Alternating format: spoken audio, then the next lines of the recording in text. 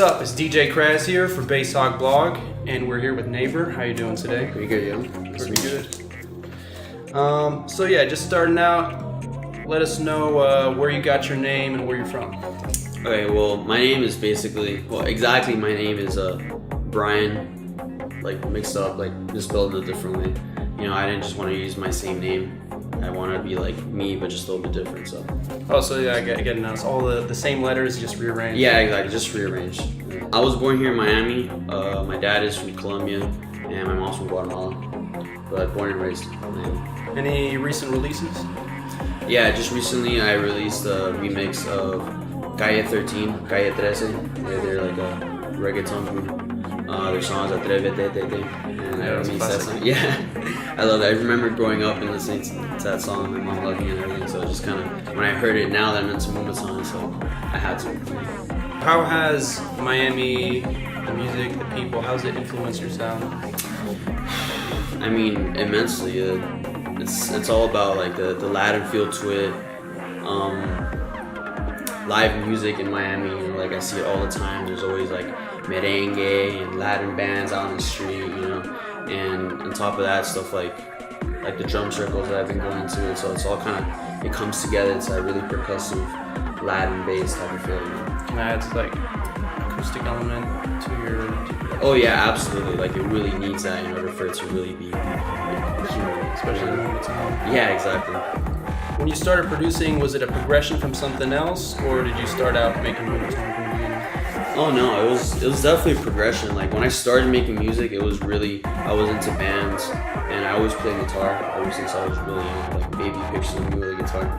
And it went into bands, and it kind of started to evolve into electronic music. I felt it was like a graduation more than like I stopped one and started another. What's been the greatest contribution to your success so far?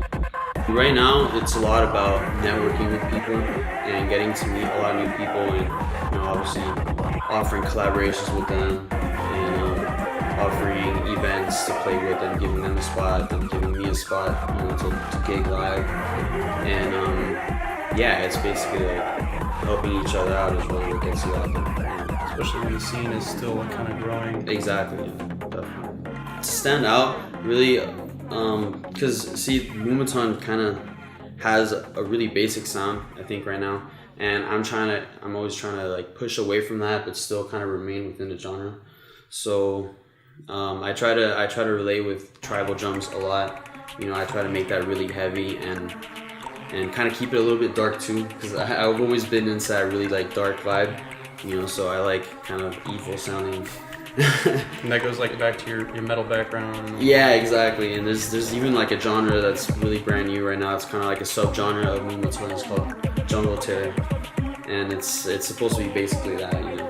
But I don't really like to classify myself anything besides just music, jazz, bass, whatever. It's really open right now, you know. It's just tribal, I guess. What are your thoughts on sampling music? I think it's fine. There's really nothing wrong with it. That's kind of like the beauty of art and music, that there should be no rules about what's okay and what isn't okay. You know, it's whatever kind of hits you and inspires you, that should be enough of a reason to do it. You know? If you got a sample, then sample it. Yeah, and music builds on what has been made previously. Exactly, yeah. Anything that anyone's ever made, like as a creative, has been inspired from something they've seen or heard in the past. Like you don't just come up with something out of thin air, you know. What non-music activities do you take part in? Aside from being a musician, I'm a full-time graphic designer, art director, and I love to coordinate events with my friends. I have this group right now called the Summer of Sharkface, and we basically throw rock events and electronic events all around Miami, and it's picked up a lot of good motion right now, and I'm kind of going with that. If you want, you can plug the event, the one coming up, and the one in November too. Yeah, definitely. We have an event coming up on November 1st. It's called Sharkface 2. And you can find out all the information at www.summerofsharkface.com. And we also have one coming up real soon, which is Nuclear Sounds. Hog will be there. Yeah. Stay tuned. Definitely. Yeah, a lot of underground bass. It's far away from like the mainstream areas of Miami, but So that means like you're gonna get the true bass heads there. So what's next for you as a producer?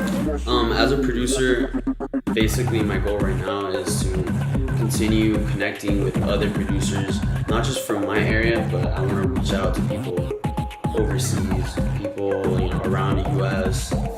I really want to travel. That's really like my next biggest goal. I want to travel and take my music out somewhere else. I want people to hear me out, and I want to shake some hands.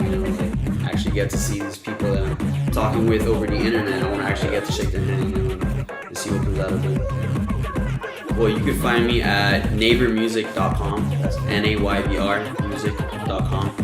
And for all of our events, you could also go to summerofsharkface.com.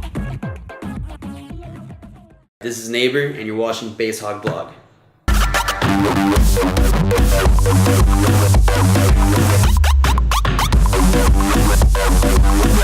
With